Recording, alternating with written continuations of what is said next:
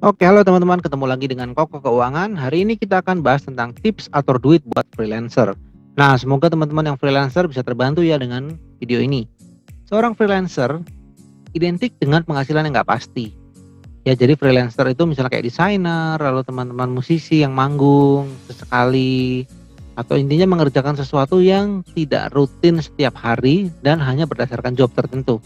Ya, kadang bisa kaya banget nih, dapat proyeknya sekali dapat langsung gede ya, misalnya berapa puluh juta. Tapi bisa aja itu cuma sebulan sekali, sisanya juga nganggur, jadinya miskin banget.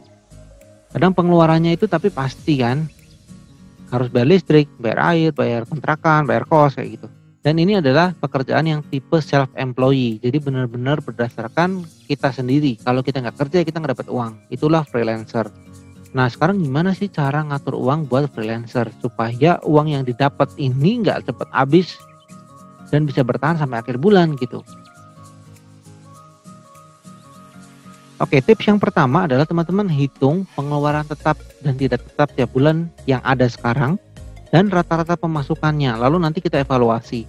Nah, contoh ya, pengeluaran tetap misalnya kayak untuk ngekos, untuk makan, bayar listrik, misalnya kalau ngerokok, bayar untuk cicilan kalau ada. Yang tidak tetap seperti kopi, transport, kuota, misalnya kayak gitu. Nah, nanti dari pengeluaran ini kita jumlah nih. Berapa sih hasilnya? Contoh misalnya pengeluarannya adalah 2 juta. Sedangkan pemasukan walaupun tiap bulan berubah-ubah ya, misalnya bulan ini 5 juta, bulan depan 10 juta, bulan depannya lagi 3 juta misalnya. Di rata-rata aja dalam misalnya 6 bulan terakhir. Oh, rata-rata 5 juta misalnya. Nah, kita tahu nanti, oh rata-rata pemasukan kita sekian, pengeluarannya sekian. Berarti kita tuh sekarang positif atau negatif di cash flow-nya kita. Nah, nanti dari teman-teman menulis ini semua juga, kita bisa mengatur pengeluaran mana yang harus kita buang. Terutama yang tidak tetap ya. Untuk kopi, oh ternyata budgetnya gede banget. Kita potong atau kita hilangkan. Untuk transport, oh gimana? Nanti itu kita evaluasi satu persatu ya. Sedangkan yang tetap, kalau kayak kos, untuk bayar listrik itu kan pasti harus ya, nggak bisa ditunda. Nah, nanti teman-teman bisa sesuaikan sendiri. Yang tetap dan tidak tetap pun tiap orang beda-beda ya. Nah, setelah teman-teman mengevaluasi, atau ternyata punya aku surplus, oh ternyata punya aku defisit, lalu harus gimana? Mulailah sekarang atur namanya prioritas pengeluaran. Nah, jadi teman-teman di kira-kira nih kebutuhan hidup apa aja sih? Pengeluaran ya, ini untuk pengeluaran. Kebutuhan hidup apa aja, untuk makan, untuk kos, yang wajib dibayar itu apa aja? Nah, lalu kalau teman-teman mau alokasikan dana untuk tabungan, untuk dana darurat, untuk asuransi, itu kira-kira berapa? Untuk investasi berapa, untuk sosial berapa, untuk foya-foya berapa? Jadi sebenarnya ini untuk mengatur skala prioritasnya dulu. Ya, jadi kalau di sini menurut toko keuangan diatur pertama itu kebutuhan dulu. Ya, untuk makan itu pasti budgeting, dibuat budget berapa. Lalu tagihan yang ada untuk listrik, ya ini harus dibayar duluan ya. Jadi kita harus hidup dulu untuk membayar tagihan ini. Setelah ini beres semua, termasuk cicilan itu termasuk hutang ya. Lalu alokasikan dana sisa kita untuk tabungan, untuk dana darurat, untuk asuransi. Lalu untuk investasi kalau ada sisa lagi, untuk sosial baru terakhir foya-foya. Jangan kebalik nih teman-teman, ada uang langsung foya-foya dulu. Nah, itu makanya jadi berantakan sampai harus ngutang, itu gara-gara itu sebenarnya.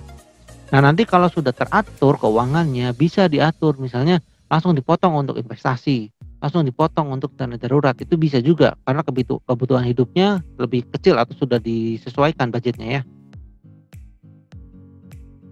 Nah, setelah teman-teman tahu prioritas tadi, sekarang atur budgetingnya nih. Dihitung di Excel bisa, dikira-kira seperti apa aja. Oh, untuk kebutuhan ternyata misalnya aku punya pemasukan 10 juta misalnya gitu ya. Oh, untuk kebutuhan 40%-nya berarti 4 juta. Lalu untuk budget untuk investasi berapa, budget untuk kewajiban cicilan tadi berapa. Yang penting adalah komitmen, konsisten, dan catat semua pengeluaran dan pemasukan kita. Nah, nanti teman-teman kalau misalnya bingung mengatur budgetingnya harus seperti apa, silakan nanti tanyakan, kita praktekkan bareng-bareng di Excel ya. Nah, teman-teman juga ini penting harus bisa membedakan mana wants dan mana needs. Jadi mana yang kita butuhkan dan mana yang cuma kita tuh kepengen. Paling simpel misalnya makan. Kita sebenarnya kalau makan cuma nasi sama lauk sayur doang kan udah bisa, maksudnya sehat dan kenyang. Tapi kadang kita pengennya something yang lengkap, lauknya yang mahal, yang mewah gitu kan. Yang ini misalnya 20.000, ya ini 100.000 sekali makan. Nah, uangnya pasti kan nggak jelas hilangnya kemana dan habis jadinya. Tapi kalau teman-teman tahu, oh yang penting aku bisa makan aja dengan sehat, dengan cukup, dah sisanya ditabung. Nah, apapun ya, makanan, kendaraan juga, misalnya pakai motor second aja udah cukup, tapi kepengennya motor ninja misalnya kayak gitu. Nah teman-teman harus bisa bedakan ini.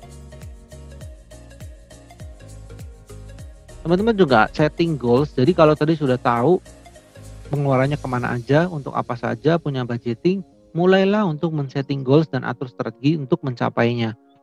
Goals itu bisa berupa barang ataupun nominal, uang ya. Ini strategi adalah cara ngumpulin uangnya, dan nanti harus belajar untuk dapat knowledge, pengetahuan untuk menempatkan dananya. Kita lakukan hal ini secara konsisten, lalu akan kita dapatkan goalnya. Nah teman-teman silakan hitung pengeluaran dan pemasukan. Ini kita ambil contoh si Mbak Sis, dia seorang graphic designer ya, freelancer juga. Dia sudah ngitung nih pengeluaran dan pemasukan. Oh ternyata pengeluaran dia 2 juta, pemasukannya 5 juta, hasilnya surplus.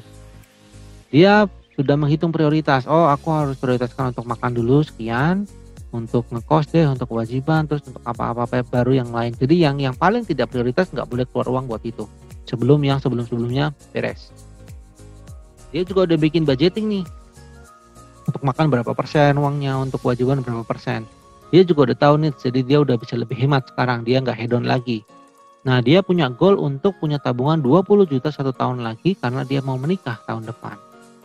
Nah dia punya strategi, oh berarti kalau aku harus punya uang 20 juta tahun depan, nanti harus nabung sekitar 2 juta per bulan supaya bisa dapat 24 juta kan.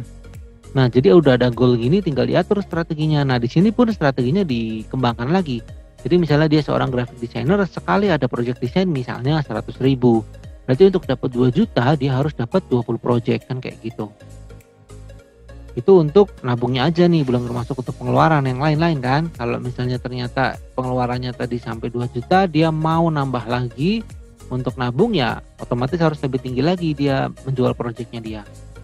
Jadi jual projectnya bisa lebih banyak supaya dapatnya lebih banyak uangnya, atau harganya ini naikin. Nah teman-teman, ini tadi berhubungan sama yang tadi, kalau kita membuat target income, kita harus terima kenyataan dan buka mata bahwa ternyata kebutuhan kita tuh banyak banget di depan sana. Untuk teman-teman yang masih single mungkin sekarang nggak mikir, tapi nanti kalau sudah saatnya untuk menikah, rumah tangga, beli rumah, beli kendaraan, untuk punya anak juga, biaya hidup anak, biaya pendidikan, wah itu ya memang banyak banget. Jadi memang harus dari sekarang dipersiapkan. Jadi misalnya tadi mendesain 50.000 per gambar, dengan orderan tertinggi selama ini adalah 5 juta per bulan, artinya ngerjain 100 order. Nah harus ngapain biar lebih tinggi lagi supaya mencapai target 10 juta. Sebelumnya kan rata-rata 5 juta, supaya 10 juta gimana? Ya kita harus cari 200 order nih. Kalau nggak bisa gimana? Naikin harganya. Kalau nggak bisa juga ya belajar lagi something di desain itu, tingkatkan skillnya supaya dibayarnya lebih mahal. Kalau nggak bisa juga cari penghasilan tambahan yang lain. Misalnya nggak cuma desain aja, misalnya jasa fotografi atau apapun kemampuan kita apa. Nah ini teman-teman, jadi coba deh sekarang evaluasi ya teman-teman, seperti yang tadi sudah dibilang, bahwa kalau masih lajang is oke, santai aja sekarang. Tapi kalau udah nikah, masa iya mau rebahan terus? Kalau udah punya anak apalagi? Kalau orang tua amit-amit sakit-sakitan, kita sebagai anak kan harus membiayai gimana? Untuk kendaraan kalau udah berkeluarga, misalnya anak 2, nggak mungkin naik motor kan? Rumah pasti perlu, belum kalau harus liburan sama keluarga kan? Nah ini adalah semacam peta, jadi teman-teman posisinya sekarang itu ada di mana? Aku sebut ini sebagai level bonyok. Jadi income-nya itu masih lebih kecil daripada expense. Yang terjadi adalah ngutang, pinjam uang ke teman. Ya jadi masih merah seperti ini, minus. Ini ababil nih, ababil bulan ini udah bisa nabung, bulan depan nggak bisa nabung lagi. Jadi kurang lebih pas-pasan lah income sama expense-nya ya. Lalu level berikutnya adalah level aman.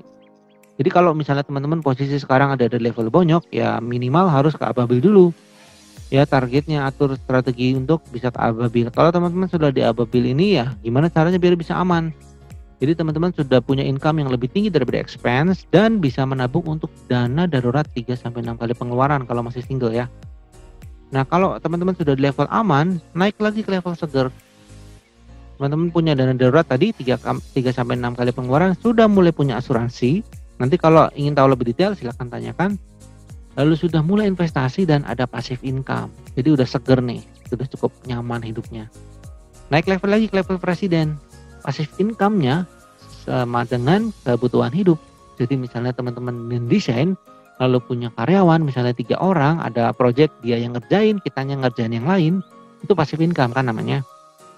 Pengeluarannya 2 juta, dari project-project yang dikerjakan oleh staff-staff kita itu 2 juta juga, berarti sudah level presiden kita. Secara income, ya, tapi dengan syarat sudah punya dana darurat, asuransi, sudah punya investasi, itu tadi ya. Tapi kalau hanya passive income doang, kita belum punya apa-apa, ya harus kerja keras lagi. Nah, level terakhir adalah level dewa, ini yang paling menyenangkan ya, passive income sesuai gaya hidup. Jadi misalnya kita pengen jalan-jalan, kita terbiasa untuk nongkrong, kafe misalnya, itu dananya 10 juta per bulan, passive income kita 10 juta per bulan, jadi udah menyenangkan sekali. Ya teman-teman yang freelance, kalau sekarang masih santai-santai, nggak apa-apa, besok aja, santai aja, nggak usah ngatur duit buat apa, atau masih single, masih muda gitu kan. Teman-teman harus mulai buka mata dari sekarang bahwa kebutuhan hidup kita di masa mendatang tuh tinggi. Kita harus nanti akhirnya punya pasangan, akhirnya kita menikah, belum nanti kalau punya anak untuk dana pendidikan, lalu kita sampai tua nggak bisa kerja lagi, itu uangnya dari mana? Ya teman-teman, bangun. Mudah-mudahan konten ini bermanfaat. Kalau teman-teman merasa mendapatkan manfaat, silakan subscribe, like, boleh juga share ke teman-teman. Sampai jumpa di video selanjutnya. Terima kasih.